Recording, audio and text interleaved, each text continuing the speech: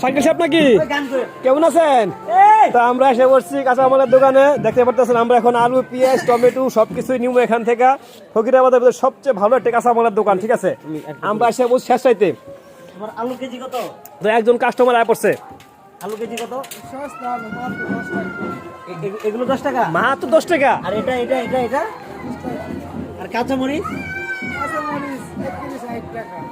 1 KG 60 টাকা। আচ্ছা, কাঁচা মরিচের দাম বেশি, আলুর দাম কম কে?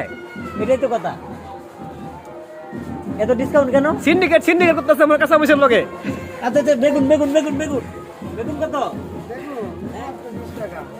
বেগুন কত? 20।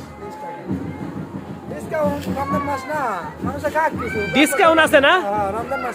তাইলে মরিচে ডিসকাউন্ট নাই কে? মরিচে তো বেশি কে?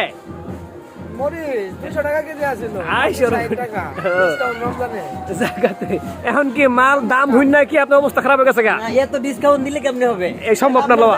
ঠিকবে নাকি ফকিরাবাদে ছেড়ে দিতে হবে আপনার? রমজান মাসে উনি মানুষকে ই করে, কিন্তু অনেক স্যাক্রিফাইস করে, তাই না? ফকিরাবাদের ভিতরে একটা দোকান কাঁচামালের, এটা হলো শাকিল স্টোর, শাকিল কাঁচামাল স্টোর, ঠিক আছে? এই যে আছে এখানে। আর স্বাধীন সাহেব কাঁচামাল কিনতে আইসা অবাক হয়ে গেছে যে এই লোক এত ডিসকাউন্ট কেমনে দেয় নাকি?